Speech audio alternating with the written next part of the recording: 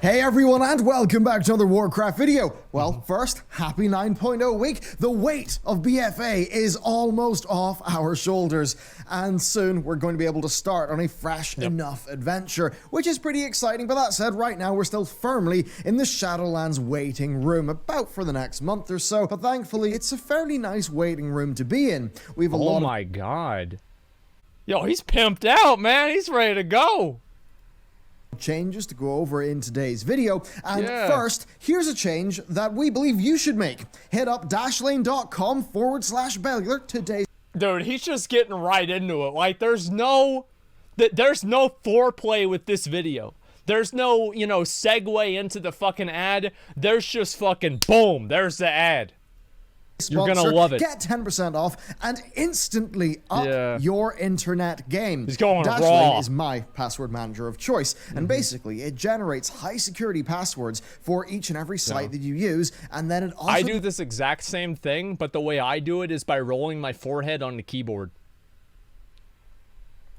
automatically logs you into those sites whenever Pretty you much go it. to them. So yeah, you literally get more works really security well. and more convenience, and it even integrates with like Sometimes I'll beat iOS, it which back and I forth, love. It's super handy. Make it I'm not exciting. fumbling around with passwords on my phone, which is a big like increase in my quality of life. But there's also more. There's of course dark web monitoring. So if you use a site and that site is compromised, they'll let you know. They've also That got is a good. VPN, and they're on like every device that you use through That their is good. extensions and their apps. Okay. It is all mega secure too. Your passwords are locally dark web. decrypted using your master password, and that means that even if Dashlane was hacked, well, hackers wouldn't be able to get your information. So honestly, it's just a massive level up to your internet usage, and my code at dashlane.com/Bellular gets you 10% off. So big Wow. thanks to them for supporting the channel, Absolutely and let's incredible. get into the video.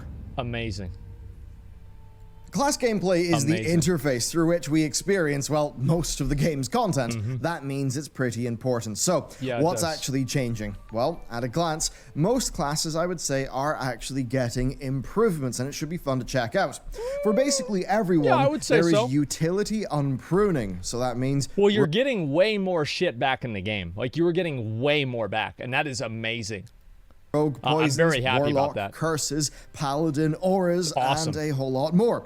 Yep, Link of the Impruner gave almost every single Amazing. class at least a few fun tools back. Mm-hmm. Utility is still not a homogenized thing across the classes, but I would say that just about every class is a little bit better at their niche than they were before, which is quite good.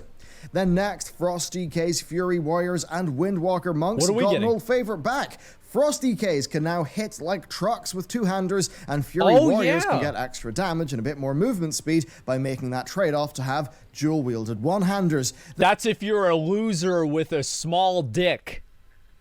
Okay? I just want to make sure that's very clear. Nobody wants to use one-handers. You use two-handed weapons. That's what it's about.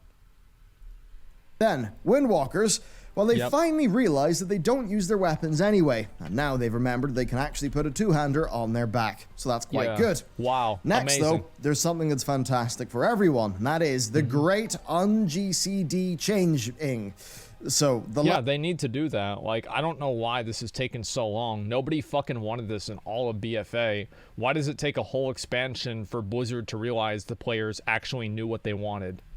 last pre-patch guide that we made had the opposite of this news, right? It had the big GCD change, and now that's being reverted in many ways. It's been a long 2 years, hasn't it? But It basically, sure yes, has. Blizzard have went back on a huge portion of their GCD changes from the Battle for Azeroth expansion. And that means that once pre-patch hits, most of your burst damage cooldowns will be off the GCD and will once again feel nice. They will instead of frustrating imagine to the press. game actually feeling This good. affects every class except I'm going to pause for now. Here it is. the Demon Hunters, but I'd say the real winner are the mages, you know, over concerns of, you know, high setup time. Rune of Power was actually changed to also activate with your main cooldown. So now, thanks to the GCD removal, you can pop Arcane Power, Rune of Power, and an instant Arcane Blast from Presence of Mind, all in one global cooldown. And yes, that feels pretty damn good. Then, of course, there are individual class changes to cover. There are far too many to go over in this video, given its scope. There's a lot. But they are, I would say, mostly like, I mean, this is the same with every expansion, you know what I mean? Like, every expansion, you're going to have a ton of new class changes. It's not really anything too specific or anything like that. It's just normal. Positive. In terms of core changes, the Shadow Priest rework, I would say, is a massive improvement for the Shadow Priests. Okay. The enhancement Shaman is also worlds better to play in our view, and the Affliction Warlock change actually does make it quite a bit more compelling. Almost everyone... I think that Affliction Warlock and BFA suck to play. Minus like that one Azurite trait that I thought was cool. Everything else about it I thought was boring. Their talents moved around a bit, and I would say generally they do feel better, as well as some new baseline abilities to add a little bit of fun back in. Now that said, it's not all good. We do have to pour one out for the yet incomplete Windwalkers, Mistweavers, and the wholly untouched Survival Hunters. Yes, they haven't been touched. Yeah. So for them, I suppose, better luck in 9.1. I feel like the Survival Hunters probably didn't get to... No, because that would have been the same logic as Demon Hunters. I was going to say because they made the spec in Legion that it would be relatively the same based off of what their goals are, but they made Demon Hunters in Legion, and they changed Demon Hunters. So, I don't know. Now, our final passive Shadowlands class coverage is on the way to help you pick a main and all of that stuff for the expansion, but for now, pre-patch is a perfect opportunity to play around with the specs that you are interested in. Azurite powers are still active too, so you might find some fun, silly little overlaps that will only really exist during pre-patch, and perhaps that'll give Rex Tori something to get another video out of. And on the hot topic of BFA systems, we have to cover some changes. So, corruptions. Corruptions are going away. Deleted. That means if you've been playing patch 8.3, well, it's time for that cathartic clearing out of your bags, and maybe it will hit you that farming all those Echoes of Nyalotha really wasn't that important anyway. Now, you can just stick your best stats on and call it a day. Oh, what was that? Now, you can just farming all those Echoes of Nyalotha really wasn't that important anyway. Now, you can just stick your best stats on. I like, my favorite part about that clip is the fact that he got hit with 2 of them. And the first one killed him. So even if he had survived the first one, he would have just gotten hit again and died anyway. It didn't even matter. Call it a day, because corruptions are gone. And that's a promising sign of the Shadowlands gearing experience. It's not all super clear cut though, because we do actually have some stats changes under the hood. Now these are things that are coming to the game with the pre-patch, but they likely won't mean much to you until later on in Shadowlands. And the change is the stat tax. Basically, once you hit certain brackets of secondary stats from gear, those secondary stats past a certain point will lose effectiveness. The effectiveness of stats was always a bit fluid, but now it's basically a progressive taxation system. That's a very easy way to think through it. That sounds not good. Progressive taxes? I don't want to pay taxes? What the fuck? Why don't I want to pay taxes in the fucking game? Who want it? Maybe it is theft. They're stealing my stats. If you've done your taxes before. Now, basically, once you get above 25% of a stat, there is a 10% penalty on any further points that go into that stat. And that grows, that penalty, at certain brackets. And it's also impossible to get past a 106% rating from gear. Basically, this is squishing down the scaling of secondary stats as expansions progress. I don't like that. I actually like being able to scale up your secondary stats and be way more powerful. I think that's cooler. Like, I don't know, like, who asked for this? I don't know, like, they're basically creating diminishing returns, and I understand why they're doing it, but I just feel like one of the cool things about the end of an expansion is being able to break the game, and whenever you can't break the game in that way, it just makes the game less exciting for me. Because, like, you just have more things that are already defined. Like, there's less... Basically, like, imagine this, right? You have this small amount... Like, let's say you're starting right here. And being able to get your stats and, like, expose your... Like fucking hyper-focus into a stat at the end of the expansion allows the scope of the level that you can play your character to be right here. And so you can play your character in more and more different ways the farther apart my hands are. So in BFA, we were about like right here because you had corruptions, you had a bunch of other shit. There were a lot of different ways you could play your character. Well, it feels like in Shadowlands, what they're doing is they're narrowing it down to this. And they're making the way that you can play your character more uniform and more defined. And while that is easier to balance, undoubtedly it's easier to balance, it's also less fun.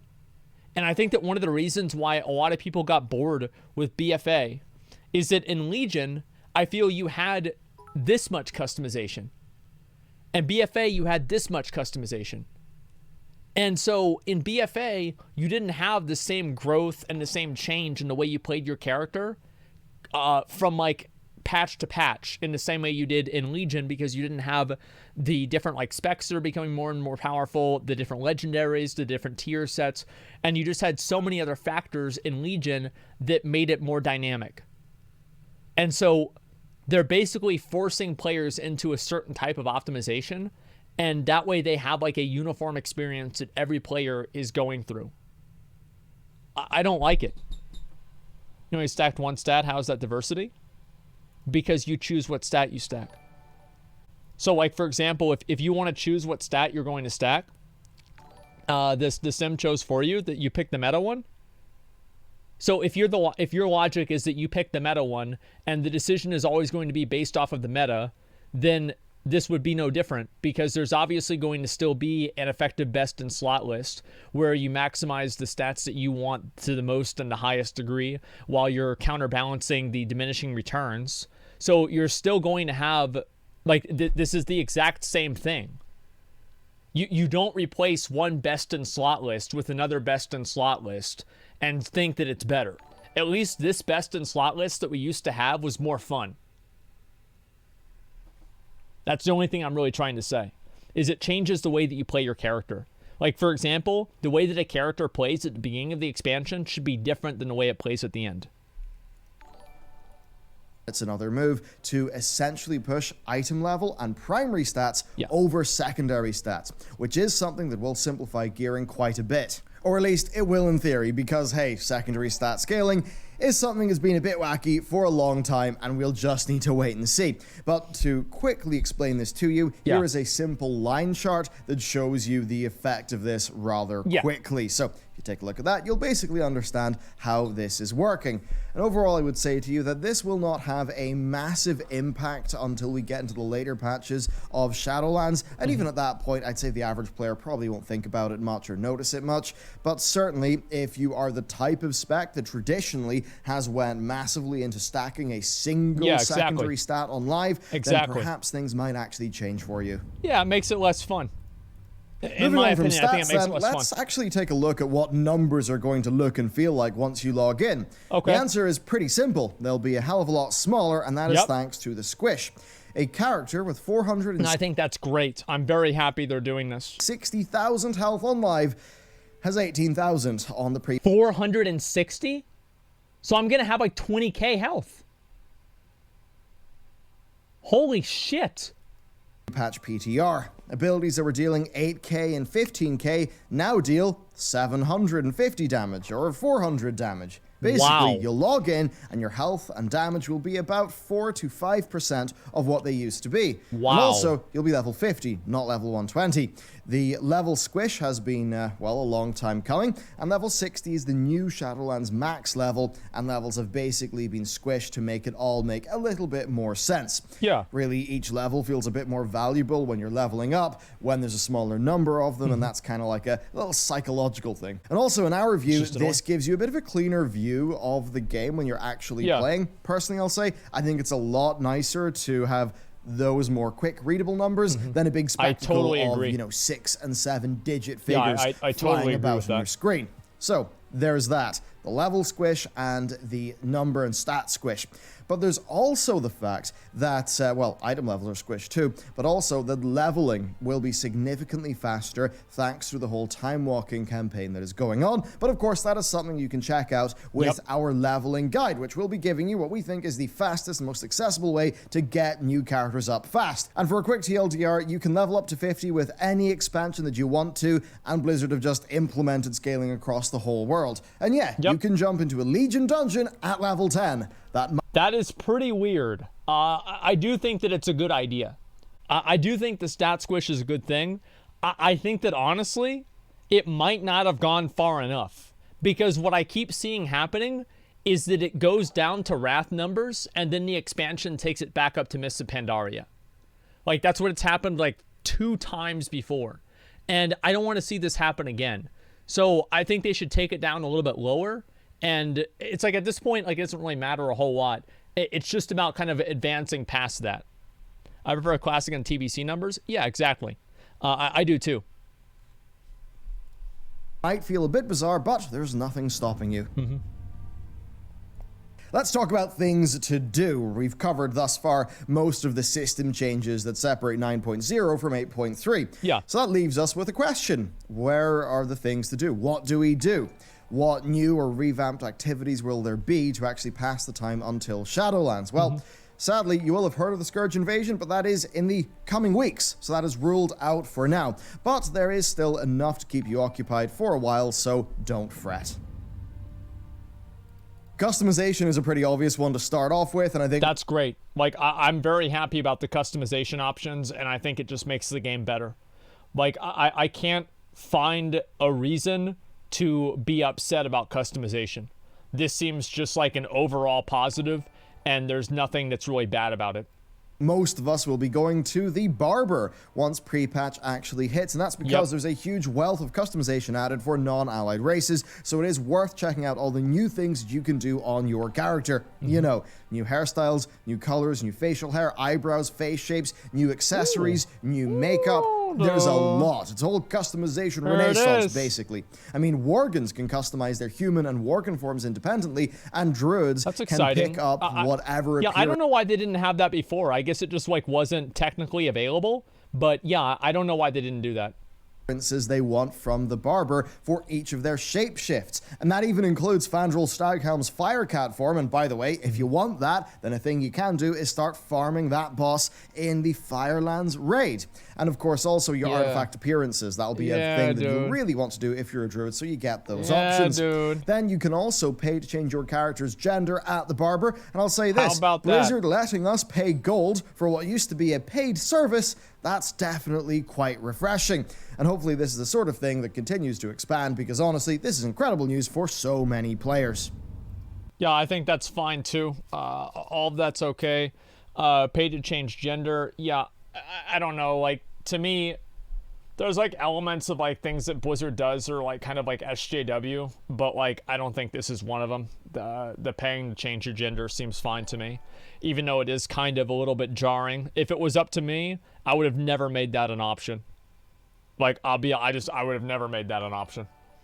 It's the same with like race changes and stuff like that. I feel like really what's kind of the thing is that, yeah, like why be able to change your character's gender? I don't know. It doesn't really seem like it's a big deal. It's a game. Yeah, I guess Transmogrification is also a big thing, because I feel like if you have like a character, like, it depends on like how you feel. But to me, I feel like the character's gender is like kind of a core element of the character. And I feel kind of the same way about the faction too. Like, I wouldn't want people, like, in a perfect world, I wouldn't want people to be able to change their faction from like Alliance to Horde either. Like, I think them adding faction changes was a huge fucking mistake. I think it just made the imbalance way fucking worse, and it was the same thing. I think they made a huge mistake with the faction changes too.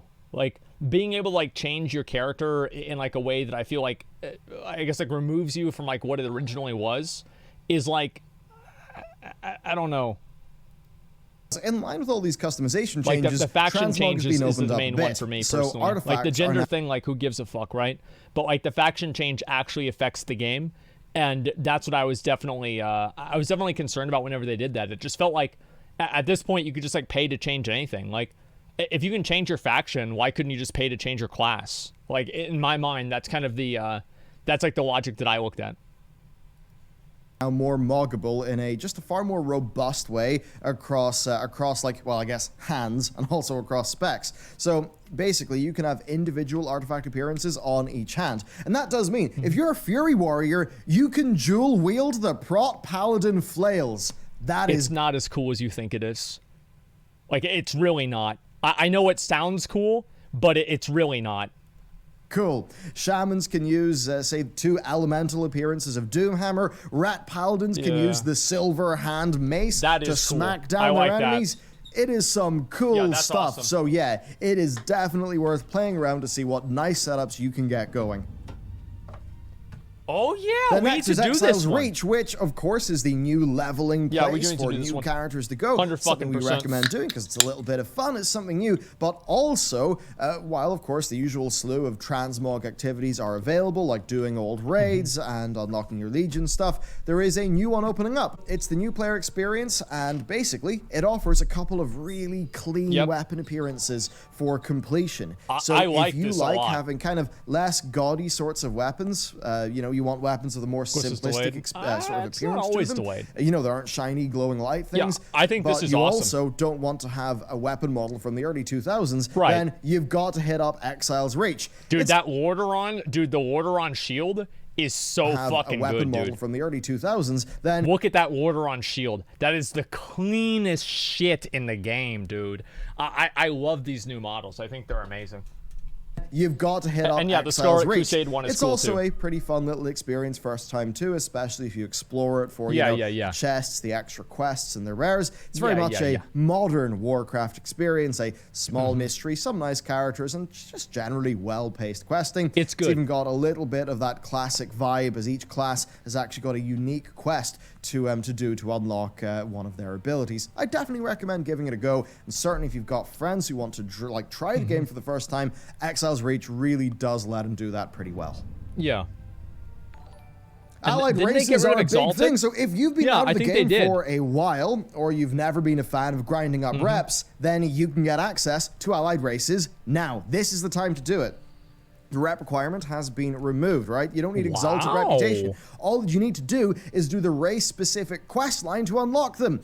I think that's fine. I mean, like, having the Exalted Reputation for it was kind of interesting at the beginning, but the problem is that you have so many of them in the game now, it becomes, like, so cumbersome to actually do all of them and, like, farm out all of the reputations, and I think it just becomes, like, this insurmountable task that people don't even really want to try because of how much time they have to spend unlocking the character. And then also you have the issue of, like, you're spending more time unlocking the character than you spend leveling the character. And, like, that's, like, a weird dynamic that probably shouldn't exist. And, like, it would make sense if the allied races were better, but just because they're alternatives, it just doesn't really work in the same way. Like, I don't care too much about this. I can see logic for both sides. So if they're changing it this way, it's probably going to be better because more people will be able to do it. But the thing is, like, allied races were never really a prestige accomplishment. So I don't think it's that big of a deal.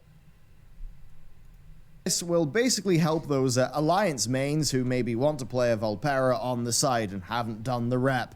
Yeah, I'm sure those people exist. Okay, let's do a quick rundown for the Alliance. That is doing the 7.3 Argus questline for the Void Elves and the Lightforged Draenei of the Legion expansion. Then for the BFA stuff, it is doing the War campaign for the Dark Iron and, of course, the Mechagon questline for the Mechanomes. Do you know what? If you haven't done those things before, you can kind of just do the content free from BFA systems, which does actually mean you'll probably have a decent time. Yeah, it's probably not that bad. Also, then for the Cultyrans, that involves getting the Lore Master of Culturas, as well as finishing the patch 8.1 War campaign and the decently lengthy Saving Jaina questline, but it's all pretty solid content.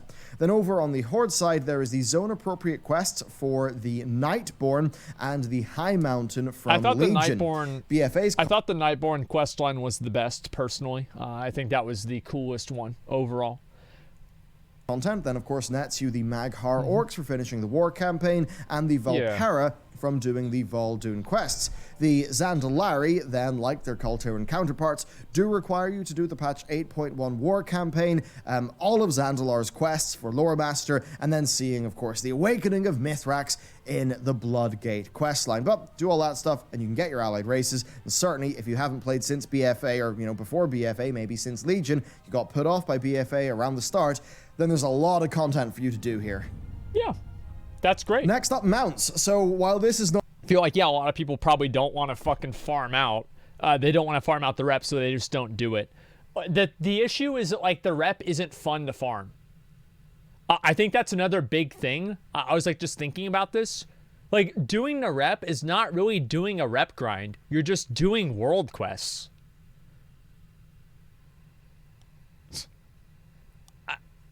I don't know. That's the problem with reps in WoW right now, is a lot of the reps are just world quest trackers. Like, that's all it is. It's like, it basically, the rep should just be replaced with do 250 world quests and now we'll let you buy a mount. Like, it would be basically the same thing. New stuff to do, Blizzard have confirmed that you still have time during the pre-patch to get Mythic Jaina and Mythic N'Zoth mounts at their 100% drop rate. Now, this may be harder or easier given the stat squish and the removal of corruptions. That will depend on how the raids are being scaled to deal with those things, but certainly a lot more people will be back in-game for pre-patch, and I imagine you'll have a decently easy time filling up groups. So, yes, that would be a good way to try to get some mounts, and also to try out your class changes in a raiding environment. Yeah, that's good. Then next, and moving away from the core gameplay and into the economy, there is the Relics of the Past system. Now, we cover this in depth in our Professions guide, but we'll recap here. Basically, some very old crafting recipes have got new slots added in for optional reagents, and you can actually use those slots to craft them at very different level requirements and item levels, ranging from level 10 through to 50. Every crafting profession can actually make and use these relics using materials from every expansion. So if you want to be the next Rex Tory, then maybe look for a crafted item with some sort of effect and then try scaling it up to level 50 with a Relic of the Past. Could be... That's kind of cool. Hey, I called him that for like a year, so I can't hate on Bellular for that. Yeah, it's crazy. Like, hopefully they have something that's broken that I can take advantage of, okay? Bonkers. I suppose you can do that for level 10 as well. These relics can be made with almost any old crafting materials that you've got lying around the place, so you should be able to make a quick buck from this, either selling the relics, the materials that now have got a bit more of a purpose, or perhaps that level 50 TBC crafted weapon. So that's what's up there. Now, this does not seem to serve a huge amount of purpose in general, but I imagine that something funny will happen from it, so hey, why not go see what's going on there? That makes sense. Next, it's a particularly good day for the hunters because we are actually getting a whole bunch of new things to play around with. Really? A legion of new tames are available to you from the get-go. Oh. That means camels, cursors, mammoths. If you've got from the get-go, that means... What? You can get an alpaca now? Since when they do that, dude? Oh my god, that's amazing. Look at that. We got ourselves a motherfucking alpaca. That's awesome. Camels, cursors, mammoths. If you've got a character also that's exalted with the Order of the Cloud Serpents, then you can pick up a book that allows you to tame Cloud Serpents. That even includes Elgalon, or Algon even. That's pretty cool. You can just have them going around with you. And then if your stables are getting a bit packed, then don't worry, because the old limit of 60 is being moved up to 200. And then, as an aside, that's fucking undead awesome. Hunters will be able to tame some undead pets, while other hunters will actually have to wait until Shadowlands launches in order to find a book to do that. Then finally, some game-adjacent stuff. Yeah. So you can do this stuff now with the PTR, but absolutely do not forget about your interface and your add-ons. You might want to wait until our videos are up if you want to revamp your add-ons and your UI, or maybe rethink your keybinds. I don't even worry about that. We are doing a massive amount of work in the coming weeks. People always worry about their add-ons not working. Like, who gives a fuck? You just log on and play the game. Like, half of your add-ons are going to work, the other half won't, and then the other half that's not working will work work in the next 2 days. Like, it's not a big deal. I don't know. I've gone through like 5 of these, and so like I don't really give a shit. For those videos on add-ons, keybinds, and UI setups for The book is Shadowlands. BOA. But what I would say is you can play around with those things now. You can update some of your add-ons for the pre-patch. First things first, though, make sure to preserve your current setup. So back up your interface and your WTF folders. Dude, I'm going to do that then myself. The last thing you want is dead weak auras or lost config strings, especially since the Shadowlands version of that add-on in particular has got a lot of changes under the hood. Things can and will go wrong, so you will want to back those things up for sure. I think redoing any add-on profile from scratch is somewhat of a nightmare, and you will want to avoid that. So to bring this video to a close, while the pre-patch doesn't have the event just yet, there certainly are a lot of things you can actually do here. There's a lot to play. I think it's a good idea for them not to have the event as soon as it comes out, because if you have the event as soon as it comes out, what's going to end up happening is that people will just get bored of the event. And so like Blizzard, it's better for them to stagger out the content, and that way people, after they get done playing their class and getting acclimated with their class, then the Scourge Invasion event happens. And so you take the excitement that happened. It's like, imagine like this is like people's excitement for the game, right? And so pre-patch is like this. Okay. But like if they do pre-patch and the Scourge Invasion event at different times, it's like this, and then it's like this. Because like people will get excited about both of them, and it will continue keeping them invested in the game. So it's a good decision. Around with, especially if you want to spend the next few weeks leveling up some characters basically at breakneck speed. I mean, one thing, you know, I told you guys it's good. More accessible allied races, and you've also got faster leveling. So if you want to get your heritage armors, well, the good news is that heritage armors are unlocked at level 50, not level 60. So you can just get all your heritage armors now if you want to. And certainly not having the GCD on, you know, so many. I thought that shit was 60, dude. I'm going to do that fast.